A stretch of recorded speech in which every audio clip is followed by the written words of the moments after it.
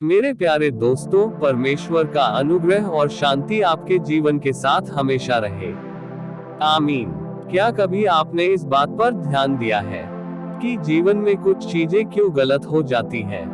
क्यों एक अच्छा इंसान भी अचानक कुछ गलत काम कर बैठता है?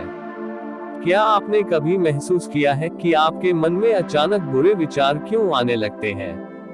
अगर हाँ, तो यह वीडियो आपके लिए है, जो आपको सही रास्ता दिखाएगा। आज हम इसी विषय पर चर्चा करने जा रहे हैं, जिसे बहुत से लोग नजरअंदाज कर देते हैं, लेकिन यह हमारे जीवन को गहराई से प्रभावित करता है। अगर आप शैतान के इस बंधन से मुक्त होना चाहते हैं, तो वीडियो को पूरा देखिए।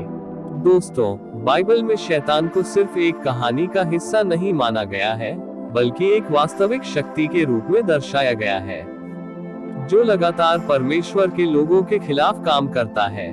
यीशु मसीह ने उसे इस दुनिया का शासक और झूठ का पिता कहा है। शैतान का सबसे पहला और सबसे प्रभावी तरीका है संदेह पैदा करना। वह हमें परमेश्वर के प्रेम और उसकी भलाई पर शक करने के लिए प्रेरित करता है। याद है, अदन की वाटिका में उसने हव्वा से क्या कहा था? क्या परमेश्वर ने सचमुच कहा है कि तुम वाटिका के इस पेड़ का फल नहीं खा सकते? उसने परमेश्वर के वचन को तोड़ मरोड़ कर पेश किया और संदेह का बीज बो दिए। शैतान आज भी वही यही करता है। जब हमारे जीवन में कोई मुश्किल आती है, तो वह हमारे मन में सवाल डालता है, क्या परमेश्वर सच में मुझसे प्यार करता है? अगर हाँ, तो यह सब क्यों हो रहा है? वह हमें विश्वास दिलाना चाहता है कि परमेश्वर हमारे खिलाफ है। दोस्तों, शैतान हमारे कमजोरियों को जानता है। वह जानता है कि हमारी सबसे बड़ी इच्छा क्या है, और वह हमें उन्हीं के द्वारा फंसाने की कोशिश करता है। याद रखें, यीशु को भी शैतान ने 3 बार प्रलोभन दिया था, जिसमें उसने यीशु को भौतिक सुख, शक्ति और अहंकार के लिए प्रेरित किया। आज भी वह हमें तुरंत मिलने वाले सुख और दुनिया की चीजों से लुभाता है। वह हमें बताता है कि एक बार कर लो, क्या फर्क पड़ता है? वह हमें झूठ, बेईमानी और अनैतिकता के रास्ते पर ले जाने की कोशिश करता है, यह वादा करते हुए कि इससे हमें खुशी मिलेगी, लेकिन अंत में यह सिर्फ खालीपन और दुख लाता है। दोस्तों, शैतान का एक और प्रमुख हथियार है फूट डालना। वह परिवारों, दोस्तों और यहाँ तक कि कलीसियाओं के बीच में भी मतभेद और झगड़े पैदा करता है। वह हमें एक दूसरे के खिलाफ भड़काता है, जिससे हमारा ध्यान परमेश्वर की सेवा से हटकर आपसी लड़ाइयों में लग जाए।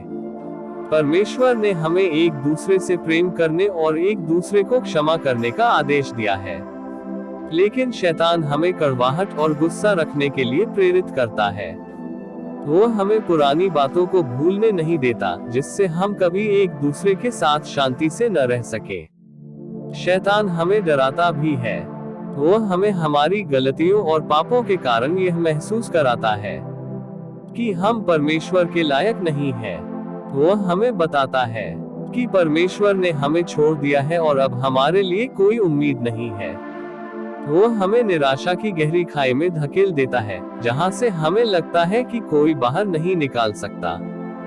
दोस्तों, लेकिन परमेश्वर का वचन हमें बताता है कि जब हम अपने पापों को मान लेते हैं, तो वह हमें क्षमा कर देता है। परमेश्वर ने हमें डर की आत्मा नहीं दी है, बल्कि शक्ति, प्रेम और संयम की आत्मा दी है। दोस्तों, हम शैतान से सामना कैसे कर सकते हैं? बाइबल में परमेश्वर का वचन ही हमारी सबसे बड़ी ढाल है। जब शैतान ने यीशु को प्रलोभन दिया, तो यीशु ने हर बार उसे परमेश्वर के वचन से जवाब दिया। हमें अपने मन में परमेश्वर के वचन को पढ़ना चाहिए, ताकि हम पाप न करें। प्रार्थना शैतान के खिलाफ हमारा सबसे शक्तिशाली हथियार है। प्रार्थना हमें परमेश्वर से जोड़ती है और हमें उसकी सामर्थ्य से भरती है। हमें विश्वासियों के साथ संगति करनी चाहिए। जब हम साथ होते हैं, तो हम एक दूसरे को मजबूत करते हैं और शैतान की चालों के खिलाफ खड़े हो सकते हैं।